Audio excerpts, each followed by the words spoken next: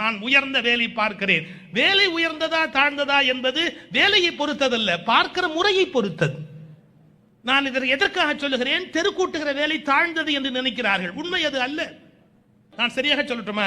நீ தெருக்கூட்டுவது தாழ்ந்த வேலை அல்ல, நீ கூட்டிய பிறகு குப்பை இருந்தால் தாழ்ந்த வேலை. நீ ஒரு வேலையை செய்து முடித்த பிறகு அதில் இன்னொருவர் செய்ய வேண்டிய அவசியம் ஏற்பட்டால் அது தாழ்ந்த வேலையை ஒழிய, இன்னொருவர் வேலை பார்க்க வேண்டிய அவசியம் இல்லாதபடி செய்து முடித்தால் அதுதான் சிறந்த வேலை. அதை செய்கிறவன் மிகப்பெரிய தொழிலாளி. இப்படி செய்கிற தொழிலை ஒரு யாகமாக யஜ்ஞமாக நேசித்த தேசம் இந்த தேசம். அது நாஸ்திகனாக இருக்கலாம், ஆஸ்திகனாக இருக்கலாம், அதை பற்றி கவலை இல்லை. இந்த கருத்தை விதையிட்ட நூல் மகாபாரதம். அதில் வந்த கீதை, அதில் வருகிற கர்மயோகம் என்கிற பகுதி. ஒரு சம்பவம் சொல்கிறேன். கண்ணன் தேர் ஓட்டுகிறான், அர்ஜுனன் பின்னாலே உட்கார்ந்து இருக்கிறான். அப்படி தேர் ஓட்டுகிற போது அந்த தேர் யுத்த களத்தில் போய்கொண்டிருக்கிறது. யுத்த களத்தில் பெரிய சத்தம் எப்போதும் கேட்டுக்கொண்டே இருக்கும். உங்களுக்கு தெரியும், 3 இடங்களில் கூச்சல் குறையவே குறையாது. பாராளுமன்றம், போர்க்களம், சந்தைக்கடை. இந்த 3 இடங்களிலும் கூச்சலுக்கும் ஆர்ப்பாட்டத்துக்கும் ஒருபோதும் குறைவு இருக்காது. அந்த யுத்த களத்திலே பெரிய சத்தம் கேட்கிறது. தேரை இடது பக்கம் திருப்பு என்று சொல்ல வேண்டும், வலது பக்கம் திருப்பு என்று சொல்ல வேண்டும். அர்ஜுனன் சொல்வது கண்ணனுக்கு எப்படி கேட்கும்? சொல்லுவது கேட்காத சூழ்நிலையிலே கண்ணன் ஒரு யோசனை சொல்லுகிறார். அர்ஜுனா, நீ தேரில் பின்னால் உட்கார்ந்து இருக்கிறாய், என்னை இடது பக்கம் திரும்பு என்று சொன்னால் என் காதில் விழாது. நீ ஒரு காரியம் செய். உன் 2 கால்களையும் பின்னி என் கழுத்துக்கு நேராக வைத்திருக்கிறாய். உன் வலது கால் கட்டை விரலாலே என் வலது கன்னத்தை இடித்து திருப்பி இடது பக்கம் திருப்பினால் லெஃப்ட் டர்ன் என்று பொருள். நீ இடது கன்னத்தை இடித்தால் அது வலது பக்கம் திரும்பு என்று பொருள். அர்ஜுனா, உன் கால் விரல்களால் என் கன்னத்தை இடி என்று சொல்லுகிறான். அர்ஜுனன் மனிதன், கண்ணன் கடவுள். அதை பற்றி கவலை இல்லை. அர்ஜுனன் இப்போது தேரில் அமர்ந்திருக்கிறவன், கண்ணன் தேரை ஓட்டுகிறவன். எவனும் தன்னை பெரியவராக நினைக்க கூடாது. பார்க்கிற வேலைக்கு ஏற்ப நடக்க வேண்டும் என்பதை கண்ணன் போதித்தான். எம்.ஆர். ராதா நடந்து காட்டினார். எனவே எனக்கு நாஸ்திகனா ஆஸ்திகனா என்பதை பற்றி கவலை இல்லை. நீ நாஸ்திகனாக இருக்கலாம், ஆஸ்திகனாக இருக்கலாம். சொல்லுகிற செய்கிற வேலையை சரியாக செய்கிறவனாக இரு. இந்தியா வல்லரசாக வேண்டும் என்று எல்லோரும் கூச்சல் போடுகிறார்கள். நண்பர்களே, ஒரு வார்த்தை சொல்லிக் கொள்கிறேன். வெற்று கூச்சல்களால் இந்தியா வல்லரசாக முடியாது. வெறும் வெற்று கோஷங்களால் இந்தியா வல்லரசாக முடியாது. எல்லா இந்தியர்களும் என்றைக்கு உழைத்துதான் சாப்பிட வேண்டும் என்ற எண்ணத்தை பெறுகிறார்களோ அன்றுதான் இந்தியா வல்லரசாக முடியுமே ஒழிய ஒரு பிச்சைக்காரத்தனமாக கையேந்தி வாழ முடியும் என்ற எண்ணம் இந்திய மனதில் இருக்கிற வரை இந்தியா வல்லரசாக மாற முடியாது. வெறும் வெற்று கோஷங்களால் இந்த நாட்டை வல்லரசாக மாற்றிவிட முடியுமா? நீங்கள் வெளிநாட்டில் இருக்கிறீர்கள். இந்தியாவிலே ஒரு சம்பவம் சொல்லுகிறேன். புதன் வியாழன் 2 நாள் விடுமுறை வருகிறது. சரஸ்வதி பூஜை, விஜயதசமி. புதன் வியாழன். வெள்ளிக்கிழமை அலுவலக வேலை நாள். சனி ஞாயிறு மறுபடியும் விடுமுறை.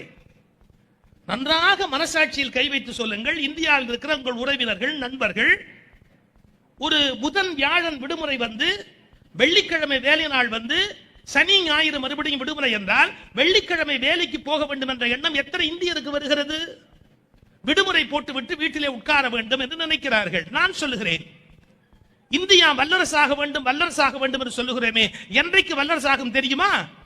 அந்த வெள்ளிக்கிழமை வேலைக்கு போக வேண்டும் என்ற எண்ணம் இந்தியருக்கு தோன்றினால் மட்டும்தான் இந்தியா வல்லரசாக முடியுமே ஒழிய வெற்று கோஷங்களால் இந்தியா வல்லரசாகிவிட முடியாது.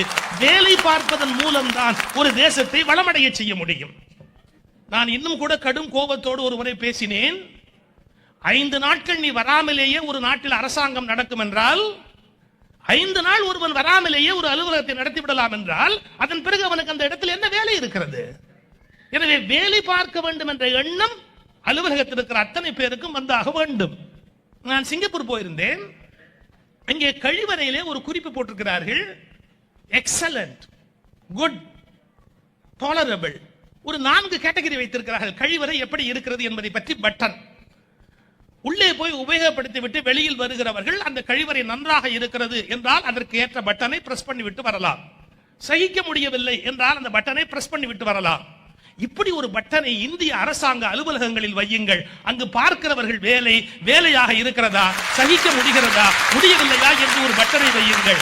சகிக்க முடியவில்லை என்று பதிவானால் ஆட்டோமேட்டிக்காக அவர்கள் பெயர்கள் அந்த வேலை பட்டியலில் இருந்து எடுபட்டு விடும் என்ற நடைமுறையை இந்தியாவில் நடைமுறைப்படுத்தினால் கூட தவறு இல்லை. வேலை பார்ப்பதில் அவ்வளவு தாமதம், வேலை பார்ப்பதில் அவ்வளவு சோம்பேறித்தனம் இருந்தால் ஒரு நாடு எப்படி வளர்ச்சி அடைய முடியும்? எனவே செய்யும் தொழில் தெய்வம் என்ற எண்ணம் இந்தியர்களுக்கு வந்தால் மட்டும்தான் அந்த நாட்டை மிகவும் வளமுடைய ஒரு நாடாக ஆக்க முடியும். பார்க்கிற வேலையிலே அப்படி ஒரு பெருமித உணர்வு இருக்க வேண்டும். நான் பார்க்கிற வேலை மிக உயர்ந்தது என்ற எண்ணம் இருக்க வேண்டும். ஒரு ஆச்சரியமான சம்பவம், என்னுடைய நல்ல நண்பர் கவிஞர் சுப்பு ஆறுமுகம், வில்லுப்பாட்டிலே வல்லவர்.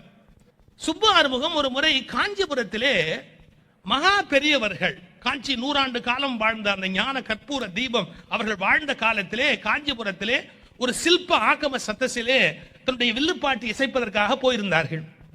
அப்போது கலவை என்ற இடத்திலே மகா பெரியவர் தங்கியிருந்தார். அவரை போய் பார்த்து ஆசி பெற்றுவிட்டு ஒரு விண்ணப்பம் சொன்னார். இன்று என்னுடைய கதை இருக்கிறது, நீங்கள் வந்து ஆசீர்வதிக்க வேண்டும் என்று கேட்டார். மகா பெரியவர்களுக்கு சுப்பு ஆறுமுகத்திடத்தில் ஒரு பிரியம் உண்டு. ஓ, நான் கண்டிப்பா உன் கதைக்கு வர்றேன், கண்டிப்பா உன் கதைக்கு வர்றேன் அப்படின்னார். இவர் காஞ்சிபுரத்துக்கு வந்துட்டார். கலவையிலேருந்து மாலை 6 மணிக்கு நிகழ்ச்சி ஆரம்பிக்கணும்.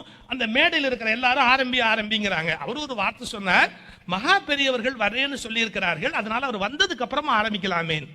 உன் கச்சேரி கேட்க தான் வரப்போறாரா? ஏதோ மனசு நோக்க கூடாதுங்கிறதுக்காக வரேன்னு சொல்லி இருப்பார். அதுக்கு என்ன பண்ண முடியும்? பரவாயில்ல, நீ ஆரம்பிங்க, நீங்க ஆரம்பிங்க. அவர் வந்தா வருவார், வராமே இருப்பார், நீங்க பாட்டுக்கு ஆரம்பிங்க. ஒரு 15 நிமிஷம் பார்த்தார் சுப்பு ஆறுமுகம். வேற வழி இல்லாம அந்த வில்லுப்பாட்டை ஆரம்பிச்சுட்டார். தந்தானத்தான் என்று சொல்லியே வில்லுப்பாட்டை ஆரம்பிச்சுட்டார். ஒரு 10 நிமிஷம் இருக்கும், மகா பெரியவர் உள்ள வந்துட்டார். உங்களுக்கு தெரியும், மகா பெரியவர் உள்ள வராருன்னா கூட்டம் முழுக்க எழுந்திருச்சு ஜெய ஜெய சங்கர அரகர சங்கரன்னு அவரை கும்பிடுறாங்க. எல்லாரும் எழுந்து கும்பிடுறாங்க. சுப்பு ஆறுமுகம் பரிதாபமா மேடையில் உட்கார்ந்து இருந்தார்.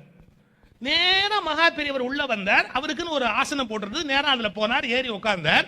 சுப்பு ஆறுமுகம் இந்த மேடையிலேயே உட்கார்ந்து இருக்கார். நேரா அவரை பார்த்துட்டு ஒரு வார்த்தை சொன்னார்.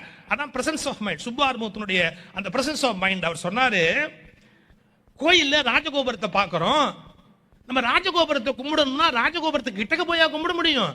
இருந்த இடத்துல இருந்து ராஜகோபுரத்தை கும்பிடலையா? அது மாதிரி ராஜகோபுரத்தை இருந்த இடத்துல இருந்து கும்பிட்டுக்கிறேன் அப்படின்னு தான் உட்கார்ந்த இடத்துல இருந்து மகா பெரியவரை கும்பிட்டார். இதோட விஷயம் முடியல.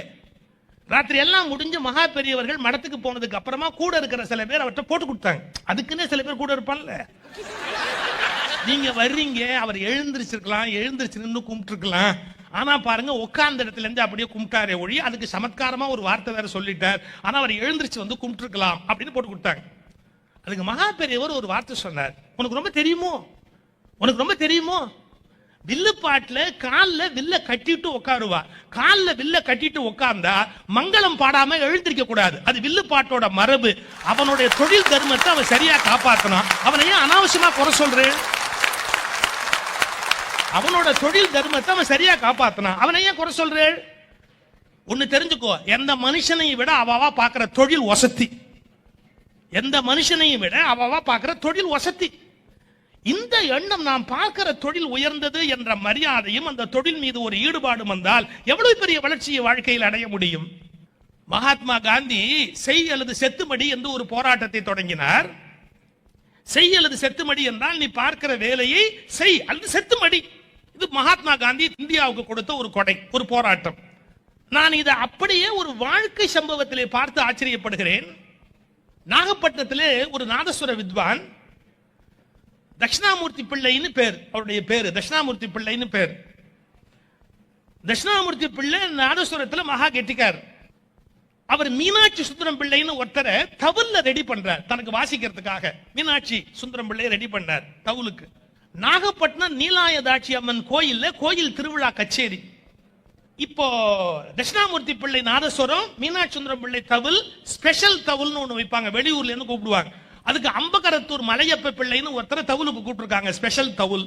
உங்களுக்கு தெரியுமோ தெரியாதோ, இந்த தவில் வித்வான் நாதசுர வித்வானுக்கு உள்நாட்டு போர் நடந்துகிட்டே இருக்கும்.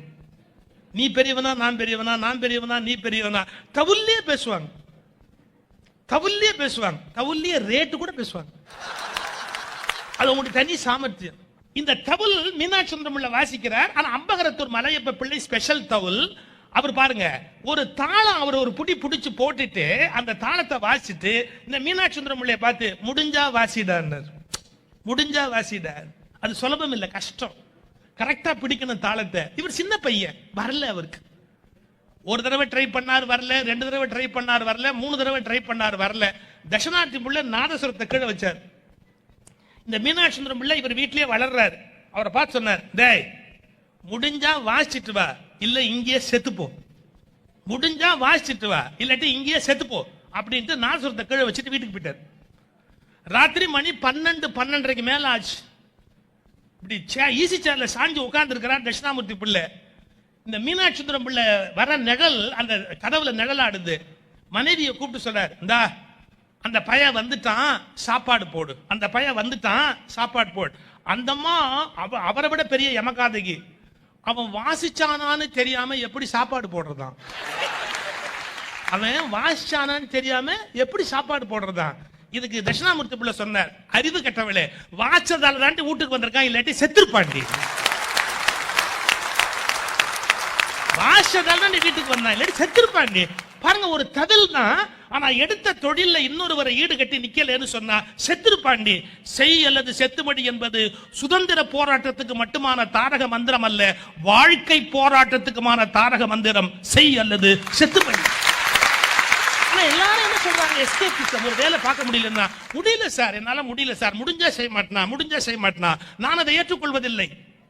முடிகிற போது செய்வது என்பது எல்லாரும் முடிவது, முடியாத போது செய்வது என்பதுதான் ஆற்றல் வாய்ந்தவனுடைய வாழ்க்கையின் இலக்கணமாகவே இருக்க முடியும். முடியாத போதும் அதை முடித்து காட்டு, ஒரு தேசம் உருப்பட முடியும். இன்றைக்கு எல்லோருடைய மனோபாவமே இந்தியாவிலே ஒரு பலவீனமான எண்ணத்தில் இருக்கிறது. ஒரு வேலை என்று சொன்னால் அந்த வேலையை விட தன்னை உயர்வாக நினைக்கிறார்கள். அது மிகப்பெரிய ஆபத்து. அது ஒரு வேலை உயர்ந்தது, ஒரு வேலை தாழ்ந்தது என்று கருதுகிறார்கள். அதுவும் நல்ல பழக்கம் அல்ல. நான் ஒரு முறை லண்டன் வந்திருந்த போது உடம்பு சரியில்லாமல் மருத்துவமனையில் சிக்கிக்கொண்டேன். அங்கு நர்ஸும் டாக்டரும் நடந்து கொள்கிற முறையை பார்த்து நான் வியந்து போனேன். அங்க இருக்கிற நர்ஸ் டாக்டரை பெயர் சொல்லி அழைக்கிறார். 2, நர்ஸ் அவருடைய இருப்பிடத்தில் உட்கார்ந்து இருக்கிறார். டாக்டர் வந்து பார்த்துவிட்டு எழுத வேண்டியவற்றை குறிப்பில் எழுதி கொண்டு போகிறார். அதன் பிறகு வந்து நர்ஸ் படித்து விட்டு கொடுக்க வேண்டிய மருந்துகளை கொடுத்து விட்டு போகிறார். ஆனால் இந்தியாவினுடைய மருத்துவமனையில் பாருங்கள், அந்த பெரிய அந்த கோட்டோடு டாக்டர் வருவார், நர்ஸ் பின்னாலேயே 3 பேர் பின்னாலேயே வர வேண்டும். டாக்டர் உயர்ந்தவர், நர்ஸ் குறைவானவர் என்ற ஒரு முட்டாள்தனமான எண்ணம் இந்தியாவில் இருக்கிறது. அது சரியல்ல. டாக்டர் தொழிலில் உயர்ந்தவர், நர்ஸ் தொழிலில் உயர்ந்தவர் என்ற புரிதல் வந்தால் மட்டும்தான் ஒரு தேசம் உருப்பட முடியும். டாக்டரை விட நர்ஸ் மட்டன் என்ற எண்ணம் இருந்தால் ஒரு தேசம் உருப்பட முடியாது. இந்த எண்ணத்திலிருந்து, மிகப்பெரிய நோயிலிருந்து இந்தியர்கள் விடுதலை பெற்றாக வேண்டும். எல்லா தொழிலுமே உயர்ந்ததுதான். அதை அவர்கள் பார்க்கிறார்கள் என்றால் எல்லோருமே சமமானவர்கள் தான். நான் அமெரிக்காவிலும் மற்ற நாடுகளிலும் பார்க்கிறேன், எல்லா வேலையும் பார்க்கிறவர்கள் சமமாக நடந்து கொள்கிறார்கள். இந்தியாவில் மட்டும் ஒரு வர்க்க நிலை உயர்வு, அடுத்த நிலை அடுத்த நிலை அடுத்த நிலை என்கிற ஒரு அடிமை புத்தியும் ஒரு அகங்கார புத்தியுமாக இந்தியா நோய்வாய்ப்பட்டதாக காட்சியளிக்கிறது. அது ஒரு நல்ல பழக்கம் அல்ல. எல்லா தொழிலுமே மரியாதைக்குரியது என்ற எண்ணம் நாட்டில் வந்தாக வேண்டும். அடுத்த இன்னொரு மிக முக்கியமான கருத்து, ஒரு தொழில் செய்கிற போது நீ பூஜையையும் கடவுள் வழிபாட்டையும் செய்வதை உயர்வாக கருதுகிறாய். ஆனால் வேலை என்றால் அது ஏதோ ஒப்பேற்றினாலும் பரவாயில்லை என்ற எண்ணம் இருந்தால் ஒரு சமூகம் எப்படி வளர்ச்சி அடைய முடியும்? உங்களுக்கு மதங்களிலும் வழிபாட்டிலும் எல்லா மதங்களிலும் ஒரு கருத்து சொல்கிறார்கள். சாமி கும்பிடுகிற போது மனது ஒன்றி 100க்கு 100 விழுக்காடு ஈடுபாட்டோடு செய் என்று சொல்லுகிறார்கள். சரி, நான் சொல்லுகிறேன், கடவுளை கும்பிடுகிற போது எப்படி 100க்கு 100 விழுக்காடு மனம் ஒன்று செய்கிறாயோ, அப்படி வேலை பார்க்கிற போதும் 100க்கு 100 விழுக்காடு மனம் ஒன்று செய்கிறாயா? இதுவும் முக்கியம் இல்லையா? நான் படித்த வரலாறுல ஒரு அருமையான வரலாறு. அக்பர் ஒரு முறை காட்டுக்கு வேட்டையாட போகிறார். அப்போதெல்லாம் பதவியில் இருந்தவர்கள் வேட்டையாடுவதென்றால் காட்டில் போய் வேட்டையாடுவார்கள். வேட்டைக்கு காட்டுக்கு போயிருக்கிறார். போகிற போது தொழுகை நேரம் வந்து விட்டது. உடனே தம்முடைய மேல் அங்கியை கீழே விரித்து அக்பர் தொழுகை செய்து கொண்டிருக்கிறார். அந்த காட்டுக்குள்ளே இருக்கிற ஒரு பெண்மணி அவருடைய காதலனையோ கணவனையோ அந்த உறவு முறை தெரியவில்லை, அவனை பார்க்க முடியவில்லை, வரவில்லை. ஐயோ நேரமாயிற்றே என்று வேக வேகமாக ஓடுகிறாள். இங்கே அக்பர் மண்டி போட்டு தொழுகை செய்வதை அந்த பெண்மணி பார்க்கவில்லை. அவள் போட்டிருந்த மேலாடை அக்பருடைய முகத்தில் தேய்த்து கொண்டு போனது. அப்படி முகத்தில் தேய்த்து கொண்டு போன உடனே அக்பருக்கு கோபம் வந்து விட்டது. சக்கரவர்த்தி இல்லையா, நம்முடைய முகத்தில் ஒரு துணி தேய்த்து கொண்டு போகிறதை என்று நிமிர்ந்து பார்த்தார். அடுத்த வினாடி கோபத்தை அடக்கி கொண்டார். நாம் இப்போது வழிபாடு செய்து கொண்டிருக்கிறோம், கடவுளை கும்பிடுகிறோம், இப்போது கோபப்படக்கூடாது, கோபப்பட்டால் சரியாக இருக்காது என்று கொஞ்சம் தன்னுடைய கோபத்தை அடக்கி கொண்டார் அக்பர். ஆனா அந்த பெண்மணி இவரை கவனிக்கவே இல்லை. அவன் நேரா புறப்பட்டா போனா, அங்க போய் அந்த கணவன் வருகிறானா அப்படின்னு பார்த்தா யாரோ செய்தி சொன்னார்கள், வந்து கொண்டிருக்கிறார், நீ கவலைப்படாதே, வந்து கொண்டிருக்கிறார் அப்படின்னு. அவன் நிதானமா பாடியபடி திரும்பி வந்தாள். அக்பர் தொழுகையை முடித்திருந்தார். நில், நீ இந்த வழியாக போகிற போது உன்னுடைய மேலாடை என் முகத்தில் பட்டது, சக்கரவர்த்தி இருக்கிறேன் என்ற மரியாதை இல்லாமல் நீ இப்படி போகிறாயே, அது சரிதானா? அந்த பெண்மணி கேட்டாள், ஆலம்பனா, நீங்கள் இருப்பதை நான் பார்க்கவில்லை, ஆனால் நீங்கள் என்ன செய்து கொண்டிருந்தீர்கள்? தொழுகை செய்து கொண்டிருந்தேன். நான் ஒரு கேள்வி கேட்கலாமா? நீங்கள் கடவுளை தேடி தொழுகையில் இருந்த போது நான் போனது எப்படி உங்களுக்கு அவ்வளவு நன்றாக ஞாபகத்தில் இருக்கிறது? நீங்கள் சரியாக தொழுது கொண்டிருந்தால் நான் யார் என்ற அடையாளமே உங்களுக்கு தெரிய முடியாது. நீங்கள் சரியாகத்தான் தொழுதீர்களா? அடுத்த வார்த்தை சொன்னார், சாதாரணமான என் மனித காதலனை பார்ப்பதற்கு நான் போகிற போது நீங்கள் இருந்தது என் கண்ணுக்கு தெரியவில்லையே, கடவுளை நீங்கள் தேடிய போது நான் போனது உங்களுக்கு எப்படி நினைவில் இருந்தது? ஒரு சராசரியான மனிதனை தேடி நான் போன போது நீங்கள் இருப்பது எனக்கு தெரியவில்லையே, நீங்கள் நிஜமாகவே கடவுளை தேடி இருந்தால் நான் போனது உங்களுக்கு எப்படி தெரிய முடியும்? அக்பர் தம்முடைய வாழ்க்கை வரலாறு புத்தகத்தில் எழுதுகிறார், என்னை அதிக சிரமப்படுத்திய பெண் அவள், என் வாழ்நாளில் என்னை அதிகம் சிரமப்படுத்திய பெண் அவள், அந்த இரவெல்லாம் என்னால் தூங்க முடியவில்லை. அப்போ ஒரு வழிமாட்டில் இருக்கிற போது மனம் ஒன்றி செய்யணும், அந்த காரியத்தில் ஈடுபட்டு செய்யணும். ரைட், நான் ஒத்துக்கிறேன். ஆனா வழிமாட்டில் மட்டும்தான் அப்படி செய்யணுமா? வேலையில் அப்படி இருக்க வேண்டாமா? நான் ரொம்ப வருத்தப்படுறேன். இந்திய நிறுவனங்கள்ல, பெரிய நிறுவனங்கள்ல போய் பார்க்கும்போது வேலை பார்க்கிறவர்கள் யார் வந்தாலும் அரட்டை எடுத்துக் கொண்டிருக்கிறார். அரசு அலுவலகங்கள், வங்கிகள், ஏன் எனக்கு பெரிய வருத்தம், இமிகிரேஷன் கியூவில் இருக்கிற போது கூட இமிகிரேஷன் ஆபீசர் யாரோட பேசிக் கொண்டிருக்கிறார். இது எந்த வகையில் நியாயமாக இருக்க முடியும்? ஒரு வேலை பார்க்கிற போது யாரோ ஒருவர் வேலை இடங்களில் செல்போனை பயன்படுத்துவதையே முற்றிலுமாக தடை செய்ய வேண்டும். வேலை இடங்களில் செல்போன் பேசுவது உண்மையில் அரசு நேரத்தில் சொந்த வேலை பார்ப்பதாக கருதப்பட வேண்டும். நான் இங்கு பேசுவதை விட இந்தியாவில் பேசுவதுதான் இது பொருத்தம். நான் பேசி அதை ஒரு குறுந்தகடாகவே வெளியிட்டிருக்கிறேன். செய்யும் தொழிலே தெய்வம் என் புத்தகமாகவும் அது வெளிவந்திருக்கிறது. நான் எதற்காக இதை சொல்லுகிறேன்? அரசு அலுவலகத்தில் வேலை பார்க்கிறவர்கள் வேலை நேரத்தில் வேறு கவனத்தில் இருந்தால் எப்படி அந்த காரியத்தை செய்ய முடியும்? அந்த பார்க்கிற வேலை நம்மை விட உயர்ந்தது, யாருக்காகவோ நடைபெறுகிற ஒரு அவர்கள் வாழ்வின் பிரச்சனை என்ற அக்கறை பல இடங்களில் இல்லாமல் போகிறது. சரி, பூஜையை இவ்வளவு ஈடுபாடா செய்யணும். நான் ஒரு முறை போயிருந்தேன் ஒரு வேலைக்கு. அப்ப நான் இவ்வளவு புகழ் பெற்ற ஒரு ஆள்னு சொல்ல முடியாது, இப்பவும் அப்படிதான். நான் இப்படி நின்று கொண்டிருக்கிறேன், டேபிள்ல எதிரில் அவர் உட்கார்ந்து இருக்கார். அவர் என்னமோ எழுதிக்கிட்டு இருந்தார். அவர் என்னமோ எழுதுறாருங்கிறதுக்காக நான் டிஸ்டர்ப் பண்ணவே இல்லை. ஒரு 15 நிமிஷம் ஆச்சு, 20 நிமிஷம் ஆச்சு, 25 நிமிஷம் ஆச்சு, அவர் என்னமோ எழுதிக்கிட்டே இருந்தார். கடைசியா சொன்னேன், சார் எக்ஸ்கியூஸ் மீ, நீங்க என்ன பண்ணிட்டு இருக்கிறீங்க? நான் இங்க நின்றுட்டு இருக்கிறேன் அப்படின்னு. கொஞ்சம் இருங்க அப்படின்ட்டு ஸ்ரீராம ஜெயம் எழுதுறாரு. ஸ்ரீராம ஜெயம் எழுதுறாரு. நான் அப்படியே பார்த்துட்டு கேட்கிறேன், என்ன சார் ஆபீஸ் நேரத்தில் ஸ்ரீராம ஜெயம் எழுதிட்டு இருக்கிறீங்க? அவர் சொன்னாரு, இப்ப நம்ம என்ன ஆபீஸ்ல வேலை பார்த்தேன்னா வாரிட்டா போறோம், கடவுள் தானே கிடைச்சா எல்லாம் காப்பாற்ற போறார். அதனால அவருக்கு செய்யறத விடவா ஆபீஸ் வேலை பெரிய முக்கியம். சம்பளம் அவர்கிட்டயே வாங்கு, நீ சம்பளம் அவர்கிட்டயே வாங்கணும். அதை விட்டு ஸ்ரீராம ஜெயம் எழுதுறதுக்கு, ஸ்ரீராம ஜெயம் வீட்டுல உட்கார்ந்து எழுதணும், உன் சொந்த டயத்துல எழுதணுமே ஒழிய ஆபீஸ் சம்பளம் கொடுக்க டயத்துல ஸ்ரீராம ஜெயம் எழுதக்கூடாது. ராமருக்கே பிடிக்காதுப்பா. எப்படியோ புரியல. இந்திய மக்களுக்கு மதத்திலையும் கடவுளையும் நம்ம பற்று வச்சுட்டா நம்ம என்ன வேலை பார்க்கலனாலும் அது தப்பு இல்லைன்ற எண்ணம் வருது. அதாவது கடவுளை கும்பிட்டுட்டா சரி, ஆனா வேலை பார்க்காம இருந்தா அது ஒரு பெரிய தப்பு இல்லை என்ற எண்ணம் ஒரு மனநோய். நீ எப்படி பூஜையில கவனமா இருக்கிறியோ அப்படி வேலையிலையும் கவனமா இருக்கணும். ஒரு உதாரணம் சொல்லட்டுமா? கப்பலோட்டிய தமிழன் வாவு சிதம்பரம் பிள்ளை, ஜெயிலுக்குள்ள இருக்கிறார். அந்த சிதம்பரம் பிள்ளை ஜெயில இருக்கும்போது ஒரு பிரிட்டிஷ் ஆபீசர் அவரை செக் பண்றதுக்காக வந்தான். அவனை வெளியில நிறுத்திட்டு இந்த ஜெயில் சூப்பரண்ட், அவன் இந்தியன், அந்த கதவை அப்படி தட்டி சிதம்பரம், மிஸ்டர் சிதம்பரம் கூப்பிடுறான். அவர் அப்ப திருவாசகம் படிச்சுக்கிட்டு இருந்தார். திருவாசகம் படிச்சாருன்னா புஸ்தகம் வச்சு படிக்கிற பழக்கம் கிடையாது வஉசிக்கு. திருவாசகம் மனப்பாடம். அதான் திருவாசகத்தை கண்ணை மூடிக்கிட்டு கண்ணை தண்ணி விட்டு கர கர கரன்னு அழுதுகிட்டு அவர் பாட்டுக்கு திருவாசகம் படிச்சுக்கிட்டு இருக்கிறார் வஉசி. இவன் கூப்பிட்டது காதுல விழல, அவனுக்கு புரியல. தட்டி பார்த்தா அவர் கேட்கல. இந்த பிரிட்டிஷ் ஆபீசருக்கு கோவம் வந்துருச்சு. அவனை பிடிச்சி வெளியே எடுத்துட்டு வா. உடனே பூட்டை திறந்துக்கிட்டு நேரா உள்ள போனா அவரை கொத்தா அப்படியே எடுத்தான். என்ன விளையாடுற, எங்க ஜெயில் சூப்பரண்ட் வந்திருக்காரு, புரிய வேணாமா? அப்படியே இழுத்து கொண்டாந்து முன்னாடி நிறுத்தினான். அவன் இங்கிலீஷ்ல கேட்டான், நீ என்ன பண்ணிக்கிட்டு இருந்த? நான் உன்னை கூப்பிடுறேன், நீ ஏன் வெளியே வரல? சிதம்பரம் பிள்ளை நல்ல இங்கிலீஷ் பேசுவார். உடனே அவர் சொன்னாரு, உன்னை விட பெரிய அதிகாரியோடு பேசிக் கொண்டிருந்தேன். யாரு? கடவுள்கிட்ட பேசினத பிரேயரை நான் உன்னை விட பெரிய அதிகாரி கிட்ட பேசிக்கிட்டு இருந்தேன்னு பொய்டிக்கா சொன்னார் பாருங்க. அந்த பிரிட்டிஷ் ஆபீசர் கோவம் வந்துருச்சு. என்னை விட பெரிய ஆபீசர் இங்க வேற யாருமே இல்லையே, எவங்கிட்ட பேசிக்கிட்டு இருந்த? அவர் சிரிச்சாரு. உனக்கு புரியலடா, உன்னை விட பெரிய ஆபீசர் தான் நான் பேசிக்கிட்டு இருந்தேன், கடவுளை கும்பிட்டுக்கிட்டு இருந்தேன். அப்ப அவன் கோபத்துல ஒரு வார்த்தை சொன்னான், இவனை மனிதனை போல் நடத்தாதீர்கள், மாடு போல் நடத்துங்கள் உத்தரவு போட்டு போனான். அதனால் தான் சிதம்பரம் பிள்ளையை செக்கிழுக்க வைத்தார்கள். இப்போ கோயில்ல இறைவன்ட்ட வழிபாட்டுல தன்னை இழந்து சிதம்பரம் பிள்ளை இருந்தாரு, அது பெருசுதான். ஆனா அதை விட பெருசு என்ன தெரியுமா? பாம்பேக்கு போறார், கப்பல் வாங்கணும்னு நினைக்கிறார். எந்த கப்பலால வெள்ளக்காரன் வந்தானோ அந்த கப்பலை வாங்கி வெள்ளக்காரனை வெளியே தள்ளணும்னு நினைக்கிறாரு. அந்த பாம்பேல போய் கப்பல் வாங்க போன போது அவர் புள்ள உலகநாதனுக்கு உடம்பு சரியில்லாம போகுது. இங்க இருந்து தந்தி போகுது. Ulaganathan serious, start immediately. இதுக்கு வாவுசி என்ன பதில் சொன்னா தெரியுமா? நான் இந்த ஒரு உலகநாதனை பார்ப்பேனா, இந்தியா முழுவதும் இருக்கிற உலகநாதர்களை பார்ப்பேனா? எனக்கு என் மகன் செத்தாலும் கவலை இல்லை, கப்பல் வாங்காமல் தூத்துக்குடிக்கு வரமாட்டேன். இந்த நாட்டில் என்ன நினைக்கிறார்கள்? கடவுளை பற்றி விவரமாக பேசுவது பெருமை என்று நினைக்கிறார்கள்.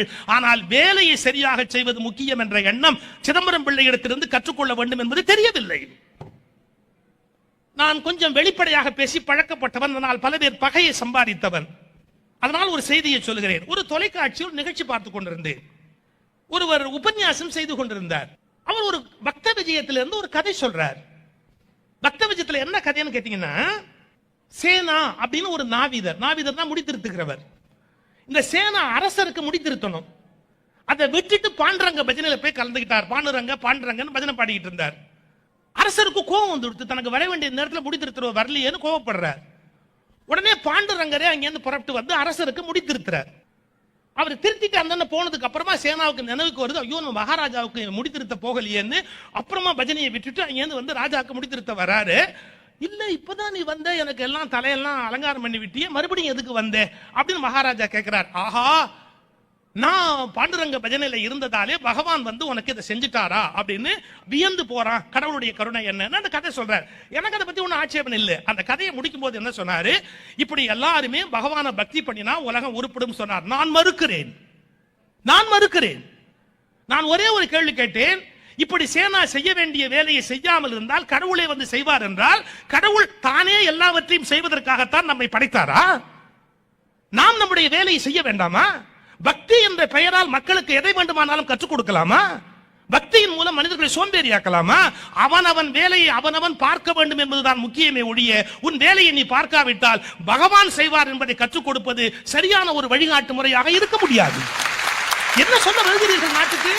யாரும் அவன் வேலையை பார்க்காதீர்கள், போய் பேசாமல் பஜனையில் கலந்து கொள்ளுங்கள், நாடு உருப்படும் என்பது மெசேஜா? இந்த தேசம் வீணாய் போனதற்கு கூட பக்தி ஒரு காரணமாக போயிற்று என்று நான் வருத்தத்தோடு பதிவு செய்கிறேன். நான் நாஸ்திகன் அல்ல, நான் முழுமையாக கடவுளை உணர்ந்த ஆத்திகன் பேசுகிறேன். பக்தி கூட இந்த தேசத்தில் என்ன ஆகிற்று? உண்மையில் ஒரு மனிதன் செய்ய வேண்டிய வேலையை செய்யாமல் இருக்கிற சோம்பேறித்தனத்துக்கு பக்தி ஒரு காரணமாக போய்விட்டது. ஒன்று தெரிந்து கொள்ளுங்கள், நான் திருப்பதி கியூவில் போய் நின்றதில்லை. நாள்தோறும் பெருமாள் வந்து என்னை பார்த்து விட்டு போகிறார். நான் வேடிக்கைக்கு சொல்லவில்லை, நான் பைத்தியம் போலும் பேசவில்லை. நான் இந்த நாட்டு மக்களுக்காக உழைத்துக் கொண்டிருப்பதால் நாள்தோறும் எனக்கு அவர் ஆசி வழங்குகிறார். நான் அவருடைய பலத்தால் தான் பேசிக் கொண்டிருக்கிறேன். உழைக்கிறவனை கடவுள் தேடி வந்து ஆசி தருகிறார். உழைக்காதவன் கோயில் வாசலில் போய் காத்து கிடக்கிறார். இந்த கருத்துக்கள் நாட்டில் பதிந்தாக வேண்டும். இந்த நாட்டு மக்கள் மதத்தின் பெயரால் அதிக முட்டாள்களாக மாறி போய்விட்டார்கள். மதத்தின் பெயரால் முட்டாளாவதை ஒருபோதும் சகிக்க முடியாது. கர்மயோகம் சொல்லப்பட்ட நாடு. ஆச்சாரியா வினோபா பாவே கீதை பேரர்கள் ஒன்று பேசி இருக்கிறார். அவருடைய வேலையை அவரவர் பார்ப்பதைத்தான் வற்புறுத்தி சொல்கிறார். அவர் ஒரு ஆச்சரியமான கதை சொல்லுகிறேன், அதோடு நான் நிறைவு செய்கிறேன். திருவண்ணாமலை தலபுராணம் என்று ஒரு நூல் இருக்கிறது. அந்த திருவண்ணாமலை தலபுராணத்திலே ஒரு கதை வருகிறது. அவள் விலைமகள், ஆனாலும் தன் தொழில் தர்மம் உடையவள். என்ன தர்மம் தெரியுமா? இரவு முடிந்து காலையில் நீராடி விட்டு வெளியில் வந்து வாசல் கதவை திறப்பாள். வாசலில் வெற்றிலை பாக்கில் யாராவது அச்சாரம் வைத்திருப்பார்கள். அதை எடுத்து கண்களில் ஒற்றிக்கொண்டு எவன் வைத்தானோ அவன் இன்றைக்கு என் கணவன் என்று சொல்லிவிட்டு இரவு நீ வீட்டுக்கு வரலாம் என்று சொல்லிவிட்டு போவாள். விலைமகள் வாழ்க்கையை வாழுகிறாள், ஆனால் அதற்கு ஒரு தர்மம் வைத்திருக்கிறாள். ஒரு நாள் கதவை திறக்கிறாள். ஒரு வயதான கிழவர் பணத்தை கொண்டு வந்து வைக்கிறார். வெற்றிலை பாக்கோடு வைக்கிறார். நீங்கள் என்னை கணவராக வரித்துக் கொண்டு விட்டேன், இரவு நீங்கள் வாருங்கள் என்று சொல்லிவிட்டு உள்ளே திரும்புகிறாள். அவர் போன அடுத்த வினாடி அந்த ஊர் மன்னன் வருகிறார். அவன் சொல்லுகிறான், பெண்ணே, உன் மீது கொண்ட அளவற்ற காதலால் வந்திருக்கிறேன். பொன்னும் பொருளும் அள்ளி கொடுக்க தயாராக இருக்கிறேன். நான் உன்னை எப்படியாவது நான் அடைய வேண்டும். நீ என்னை ஏற்றுக்கொள். அவள் சொன்னாள், என் தர்மத்திலிருந்து விலக முடியாது. அவர் பணம் கொடுத்திருக்கிறார். நான் இன்று கணவராக வரித்து விட்டேன். இன்று உங்களை என்னால் ஏற்றுக்கொள்ள முடியாது. என் தொழில் தர்மத்திலிருந்து விலக முடியாது. தயவு செய்து விலகி போய்விடுங்கள். அரசன் சொல்லுகிறார், உன்னை கொன்று விடுவேன். நீ வேண்டிய பொருட்கள் தருகிறேன், கோடி கோடியாக தருகிறேன். நீ என்னோடு இருக்க வேண்டும். அவள் சொன்னாள், உன் பொருள் எனக்கு முக்கியம் அல்ல. என் தர்மத்திலிருந்து விலக முடியாது. நீ என்னை கொல்லுவதானால் கொன்று கொள்ளலாம். அதன் பாவம் உனக்குத்தான் சேருமே ஒழிய எனக்கு எந்த நஷ்டமும் இல்லை. கொல்லுவதானால் கொன்று கொள்ளலாம். அரசன் ஒரு வினாடி யோசித்து விட்டு சீபோ என்று சொல்லிவிட்டு அந்த இடத்தை விட்டு போய் விடுகிறார்.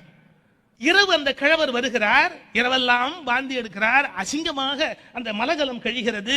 அருவருப்பான காரியங்களை செய்கிறார். ஒருபோதும் அவளை அவர் துக்கவே இல்லை. இந்த பெண்மணி கணவன் என்று வரித்ததால் அவனுக்கு செய்ய வேண்டிய பணிவிடைகள் எல்லாவற்றையும் முறையாக செய்து அவருக்கு எல்லா பணிவிடைகளையும் முகம் கோணாமல் செய்து கொண்டிருக்கிறாள். கதை எப்படி போகிறது தெரியுமா? கிழவராக வந்தவர் சிவபெருமான் இரவெல்லாம் துன்புறுத்துகிறார். இந்த பெண் முகமே சுளிக்காமல் எல்லா பணிவிடைகளையும் செய்து முடித்தாள். பொழுது விடிய போகிற போது கிழவர் கேட்கிறார், பெண்ணே, நீ மன்னரோடு இருக்க வேண்டிய இன்பத்தை நான் கெடுத்து விட்டு உன்னோடு இங்கே இருந்து இந்த துன்பம் கொடுத்தேனே, உனக்கு கோபம் வரவில்லையா? நான் மலஜலம் எல்லாம் கழித்தேனே, உனக்கு வருத்தம் வரவில்லையா? அவள் பதில் என்ன தெரியுமா? கணவருக்கு பணிவிடை செய்வதில் மன வருத்தம் வருமா? கணவனுக்கு பணிவிடை செய்வதில் மன வருத்தம் வருமா? எனக்கு எந்த வருத்தமும் இல்லையே. பிறகு சிவபெருமான் காட்சி கொடுக்கிறார். அவள் நடுங்குகிறாள். அவள் பெயர் தும்பை என்று வருகிறது அந்த காவியத்தில். தும்பை அவளுடைய பெயர். சிவபெருமான் கேட்கிறார், பெண்ணே, நீ இவ்வளவு தர்மத்தோடு நடந்து கொண்டாய்.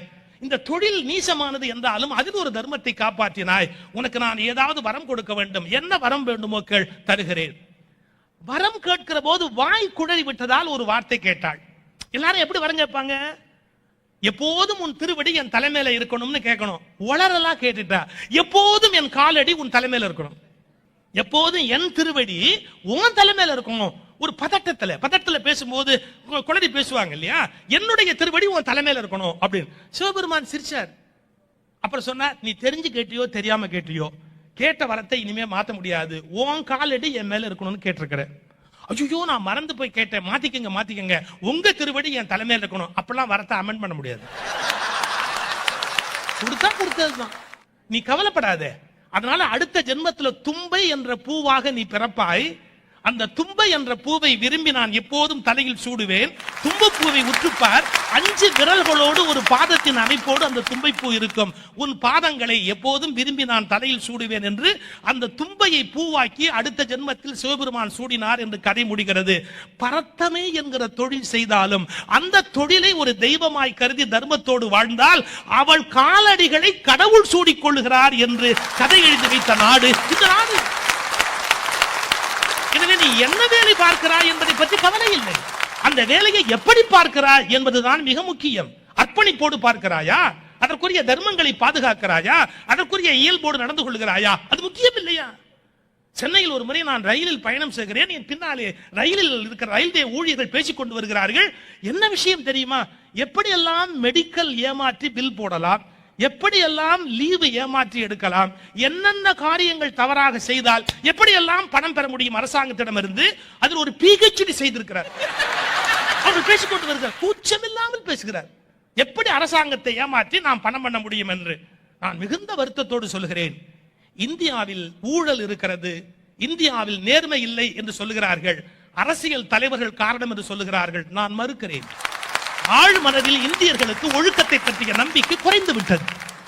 ஆழ்மனத்தில் தர்மத்தோடு வாழ வேண்டும் என்ற எண்ணம் இந்தியர்களுக்கு போய்விட்டது. அதனால் தான் தர்மம் இல்லாதவர்களையே மீண்டும் மீண்டும் தேர்ந்தெடுக்கிறார்கள். அவர்கள் தேர்ந்தெடுப்பதற்கு காரணமே ஆழ்மனதில் அவர்களுக்கு ஊழல் பழகி போன விஷயமாக மாறி போய்விட்டது. நேர்மையாக வாழ வேண்டும் என்ற எண்ணம் இல்லை. நாம் தலைவர்களை மட்டும் குறை சொல்லிக் கொண்டிருந்தால் போதாது. எல்லார் மனதிலும் இந்த மாற்றம் வந்தால் மட்டும்தான் இந்த நாடு வளமடைய முடியும். வளமான நாட்டில் நீங்கள் ஒதுங்கி இருக்கிறீர்கள். வளமான நாட்டில் நீங்கள் ஒதுங்கி இருக்கிறீர்கள். ஆனால் நானோ என்னுடைய நாட்டை மீண்டும் வளமான நாடாக மாற்றுவதற்கு நீங்கள் தவம் செய்யுங்கள் என்று உங்களை கேட்டுக்கொள்கிறேன். நாட்டை மீண்டும் அறத்தாலும் தர்மத்தாலும் பலப்படுத்துவது எப்படி என்று யோசியுங்கள். ஒரு நேர்மையான தூய்மையான இந்தியா உருவாக வேண்டும் என்று சொன்னால் இந்த உலகத்தில் செய்யும் தொழிலை கடவுளாக நினைக்கிற உணர்வு இந்தியர்களுக்கு வந்தாக வேண்டும். செய்யும் தொழிலே தெய்வம்.